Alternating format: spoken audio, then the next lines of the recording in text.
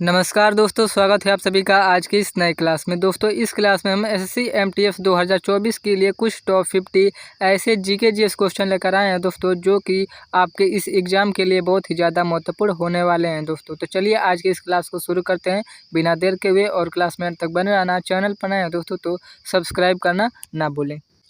Question number first है दोस्तों कि बैंक ऑफ इंडिया की स्थापना कब हुई थी? तो ऑप्शन नंबर इसका बी करेक्ट आंसर हो जाएगा। बैंक ऑफ इंडिया की स्थापना 1906 में हुई थी। ठीक है, इसके अध्यक्ष कौन है वर्तमान में? तो बी आर अय्यर इसके अध्यक्ष हैं वर्तमान में। ठीक है, और इसका राष्ट्रीयकरण कब हुआ था? तो इसका राष्ट्रीयकरण हुआ था 1969 में। ठीक है, यह भी क्वेश्चन पूछ सकता है कि बैंक ऑफ इंडिया का राष्ट्रीयकरण कब हुआ था? तो 1969 में हुआ था। ठीक है, अगला क्वेश्चन है दोस्तों कि सम्राट अशोक का राज्याभिषेक कब हुआ था? तो ऑप्शन नंबर इसका डी करेक्ट आंसर हो जाएगा। 269 ईसा पूर्व में हुआ था। ठीक है, नेक्स्ट क्वेश्चन है दोस्तों कि भारत का राष्ट्रीय खेल क्या है? तो ऑप्शन नंबर इसका बी करेक्ट आंसर हो जाएगा। भारत का राष्ट्रीय खेल हॉकी है। ठीक है, हॉकी।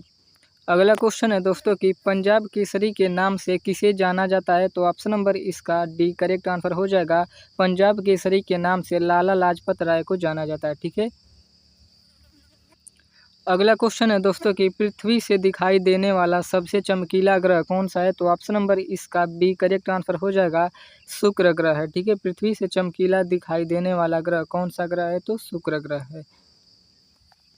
अगला क्वेश्चन है दोस्तों कि महात्मा गांधी को सबसे पहले राष्ट्रपिता किसने कहा था? तो ऑप्शन नंबर इसका सी करेक्ट आंसर हो जाएगा।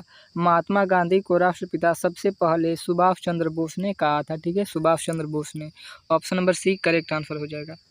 अगला क्वेश्चन है दोस्तों कि भारत का सबसे लंबा लिवरपूल हावड़ा ब्रिज कहाँ स्थित है? तो ऑप्शन नंबर इसका सी करेक्ट आंसर हो जाएगा। कोलकाता में स्थित है। ठीक है, हावड़ा ब्रिज दोस्तों कब बना था? तो 1943 में हावड़ा ब्रिज बनने शुरू हो गया था। ठीक है, 1943 में। अगला क्वेश्चन है दोस्तों कि विश्व महासागर दिवस कब मनाया जाता है? तो ऑप्शन नंबर इसका ए करेक्ट आंसर हो जाएगा। विश्व महासागर दिवस 8 जून को मनाया जाता है। ठीक है, विश्व महासागर दिवस कब मनाया जाता है? तो 8 जून को मनाया जाता है। ऑप्शन नंबर इसका ए करेक्ट आंसर हो जाएगा। अगला क्वेश्चन है दोस्तों कि भारत पर्यटन दिवस कब मनाया जाता है? तो ऑप्शन नंबर इसका बी करेक्ट आंसर हो जाएगा। भारत पर्यटन दिवस 25 जनवरी को मनाया जाता है। ठीक है, 25 जनवरी को। अगला क्वेश्चन है साथियों कि भारत का राष्ट्रीय पक्षी कौन है? तो आंसर हो जाएगा इसका ऑप्शन नंबर ए मोर है। ठीक है, भारत का राष्ट्रीय पक्षी कौन सा है? तो मोर है भारत का राष्ट्रीय पक्षी। अगला क्वेश्चन है दोस्तों कि मुगल वंश की स्थापना किसने की थी? तो ऑप्शन नंबर इसका बी करेक्ट आंसर हो जाएगा। मुगल वंश की स्थापना बाबर ने की थी। ठीक है, मुगल वंश की स्थापना किसने की थी? तो बाबर ने की थी। नेक्स्ट क्वेश्चन है दोस्तों कि भूगोल का जनक किसे कहा जाता है? तो ऑप्शन नंबर इसका सी करेक्ट आंसर हो जाएगा। भूगोल का जनक हेरोडोटस को कहा जाता है। ठीक है, हेरोडोटस को कहा जाता है। अगला क्वेश्चन है दोस्तों कि किस ग्रह को पृथ्वी की बहन कहा जाता है? तो ऑप्शन नंबर इसका बी करेक्ट आंसर हो जाएगा। शुक्र ग्रह को पृथ्वी की बहन कहा जाता है। ठीक है, शुक्र ग्रह को पृथ्वी की बहन कहा जाता है। अगला क्वेश्चन है दोस्तों कि सम्राट अशोक के शिलालेखों की कुल संख्या कितनी है? तो ऑप्शन नंबर इसका सी करेक्ट आंसर हो जाएगा। सम्राट अशोक के कुल शिलालेखों की संख्या 14 है। ठीक है, 14। अगला क्वेश्चन है दोस्तों कि विश्व की प्रथम महिला प्रधानमंत्री कौन थी? तो ऑप्शन नंबर इसका डी करेक्ट आंसर हो जाएगा। विश्व की प्रथम महिला प्रधानमंत्री एस भंडार नायके थी। ठीक है, जो कि कहाँ की रहने वाली थी? तो श्रीलंका की थी। ठीक है, क्वेश्चन क्या है कि विश्व की प्रथम महिला प्रधानमंत्री कौन थी? तो आंसर हो जाएगा इसका श्रीलंका की श्रीमती भंडार नायके। अगला क्वेश्चन है दोस्तों कि खिलाफत आंदोलन कब शुरू हुआ था? तो ऑप्शन नंबर इसका सी करेक्ट आंसर हो जाएगा। खिलाफत आंदोलन सन 1920 में शुरू हुआ था। ठीक है, 1920 में खिलाफत आंदोलन शुरू हुआ था। अगला क्वेश्चन है दोस्तों कि भारत में आलू का सबसे बड़ा उत्पादक राज्य कौन सा है? तो ऑप्शन नंबर इसका डी करेक्ट आंसर हो जाएगा। भारत में आलू का सबसे बड़ा उत्पादक राज्य उत्तर प्रदेश है। ठीक है, उत्तर प्रदेश, जहाँ से कि मैं बिलोंग करता हूँ, यूपी से। अगला क्वेश्चन है दोस्तों कि भारत में सबसे ज़्यादा वन क्षेत्र किस राज्य में है? तो ऑप्शन नंबर इसका डी करेक्ट आंसर हो जाएगा। मध्य प्रदेश में है। ठीक है, वन अधिक। अगला क्वेश्चन है दोस्तों कि अकबर का प्रसिद्ध राजस्व मंत्री कौन था? तो ऑप्शन नंबर इसका सी करेक्ट आंसर हो जाएगा। टोडरमल अकबर का प्रसिद्ध राजस्व मंत्री था, ठीक है, टोडरमल उसका नाम था। अगला क्वेश्चन है दोस्तों कि वर्ष 1905 में बंगाल विभाजन के फलस्वरूप एक आंदोलन आगे बढ़ा था जिसका नाम है, तो ऑप्शन नंबर इसका बी करेक्ट आंसर हो जाएगा। उस आंदोलन का नाम है स्वदेशी आंदोलन, ठीक है। यह भी क्वेश्चन पूछ सकता है दोस्तों कि 1905 के बंगाल विभाजन से कौन सा आंदोलन संबंधित है, तो इसका ऑप्शन क्या हो जाएगा, स्वदेशी आंदोलन। अगला क्वेश्चन है दोस्तों कि अर्थशास्त्र किसकी रचना है, तो ऑप्शन नंबर इसका सी करेक्ट आंसर हो जाएगा। अर्थशास्त्र कौटिल्य की रचना है या कृति है, ठीक है, कौटिल्य की। अगला क्वेश्चन है दोस्तों कि रंगभूमि किसकी रचना है, तो ऑप्शन नंबर इसका एक करेक्ट आंसर हो जाएगा। रंगभूमि मुंशी प्रेमचंद की रचना है, ठीक है, मुंशी प्रेमचंद की।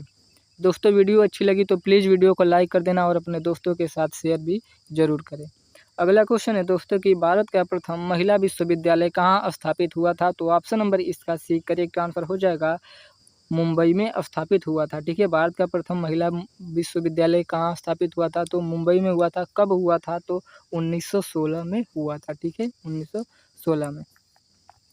अगला क्वेश्चन है दोस्तों कि भारत में निर्मित प्रथम भारतीय फिल्म कौन सी है, तो ऑप्शन नंबर इसका एक करेक्ट आंसर हो जाएगा, राजा हरिश्चंद्र, ठीक है। भारत में निर्मित प्रथम भारतीय फिल्म कौन सी है, तो राजा हरिश्चंद्र है। अगला क्वेश्चन है दोस्तों कि दोहरा शतक बनाने वाली प्रथम भारतीय महिला क्रिकेटर हैं, तो ऑप्शन नंबर इसका ए करेक्ट आंसर हो जाएगा, मिथाली राज, ठीक है, मिथाली राज है। ऑप्शन नंबर ए इसका करेक्ट आंसर हो जाएगा।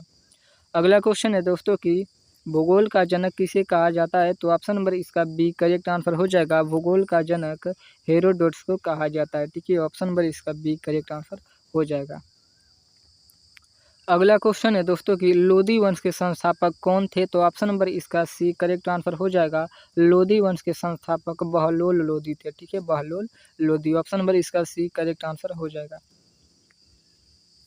नेक्स्ट क्वेश्चन है दोस्तों कि मुगल वंश के संस्थापक कौन थे, तो ऑप्शन नंबर इसका बी करेक्ट आंसर हो जाएगा। मुगल वंश के संस्थापक बाबर थे, ठीक है। मुगल वंश के संस्थापक कौन थे, तो बाबर थे।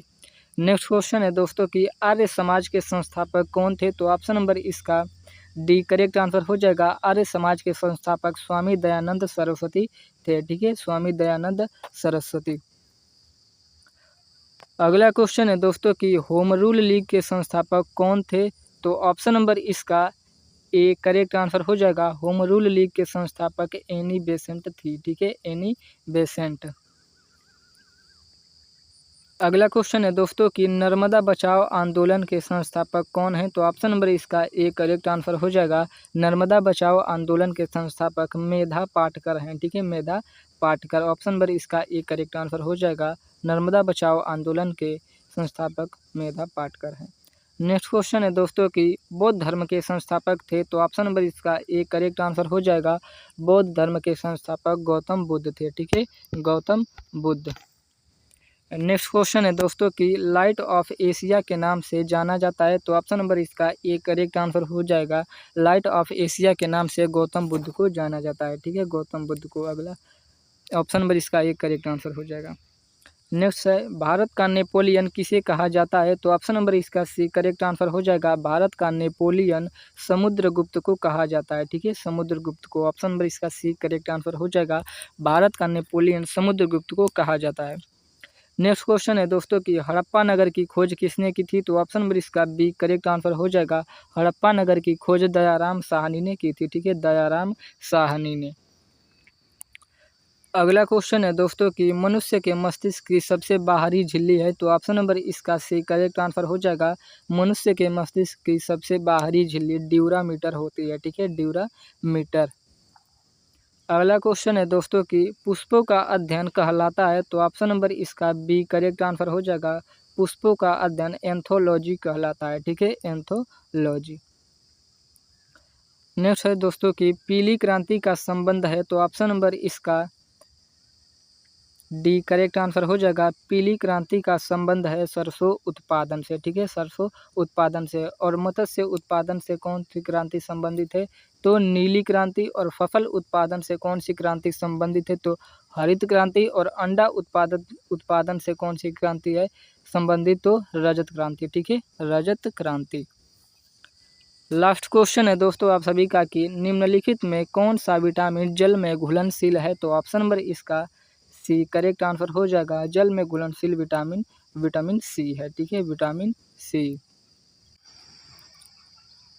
दोस्तों विटामिन जो होती हैं वो दो प्रकार की होती हैं। ठीक है, कौन कौन सी विटामिन, तो वसा में घुलनशील विटामिन और एक होती हैं जल में घुलनशील विटामिन। वसा में घुलनशील विटामिन की ट्रिक होती है दोस्तों कीड़ा। ठीक है, KEDA। वसा में घुलनशील विटामिन की ट्रिक क्या है, तो कीड़ा है। इससे क्या आपको पता चलेगा कि विटामिन की, विटामिन ई, विटामिन डी और विटामिन ए ये सभी कौन सी विटामिन है, तो ये सभी वसा में घुलनशील विटामिन है। ठीक है, ये सभी किस में घुलनशील विटामिन है, तो वसा में घुलनशील विटामिन है। और जो विटामिन बचती हैं वो किस में घुलनशील विटामिन है, तो वो जल में घुलनशील विटामिन है। कौन कौन सी बचती हैं, तो बी और सी। ठीक है, वसा में घुलनशील विटामिन की ट्रिक क्या है, कीड़ा, और जल में घुलनशील विटामिन जो बचेंगी वो बचाएंगे। ठीक है, विटामिन बी और विटामिन सी। ट्रिक कैसी कैसी लगी दोस्तों, कमेंट में ज़रूर बताएं।